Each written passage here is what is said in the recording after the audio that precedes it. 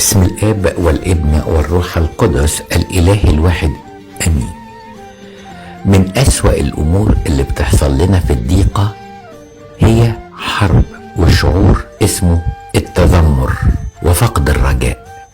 ربنا سايبنا ليه؟ واللي بيحصل ده ما بينلهوش نهاية ليه؟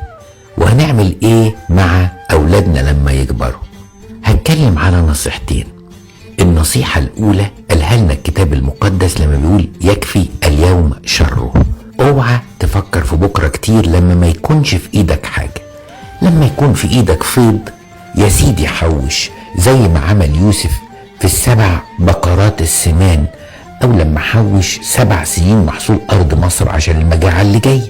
مش ضد التحويش والادخار بمقدار، لكن لما يكون الزمن صعب واللي جاي حتى مش مكفي، اشكر ربنا على النهاردة وسيب بكرة في ايد ربنا. ربنا وعده صادق. ربنا قال 5 عصافير تمنها فلسين ومفيش حد فيهم منسي امام الله، ورجع وقال انتم افضل من عصافير كثيرة. يبقى ممكن الانسان يشكر، الانسان ممكن يشكر. عايز اقول لحضراتكم، ناس كتيرة قوي تعتقد ان يعني ابونا ده يعني عايش في مستوى معين مش حاسس بالمعاناة.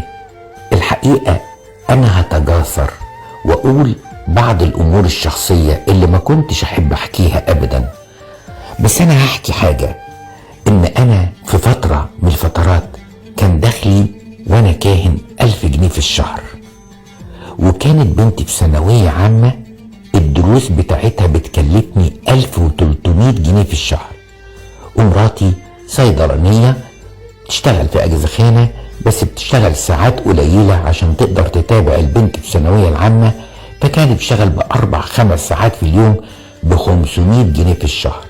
يعني دخلي أنا ودخل مراتي بعد ما نطلع العشور يا دوبك يسد بس الدروس. المشكلة أكبر من العقل، والمشكلة أكبر من التفكير، لكن أمام الله لابد أن أشهد إن إيد ربنا كانت بتبعت الاحتياج بالظبط. ما كانش فيه فائض في شهر 1 جنيه، لكن ربنا كان متولينا عشان عاوزنا نجرب حاجة حلوة قوي. مادام مفيش في إيدك حاجة ما تفكرش وأنا هشيلك يوم بيوم. أنا آسف إن أنا بحكي حاجة شخصية، لكن فعلا كلنا مرينا بظروف صعبة وكلنا المسيح شالنا. يا ريت نتعلم نشكر ربنا لأن عمره ما غفل علينا. الشكر في الضيقة أعلى بكتير قوي قوي قوي من فضائل تانية، لأن ربنا بيبقى حاسس بالمعاناة، ولما يلاقي ابنه بيشكر في المعاناة دي بتبقى كبيرة قوي عنده، وأكيد بيتدخل وهنشوف معجزات. صباح الخير.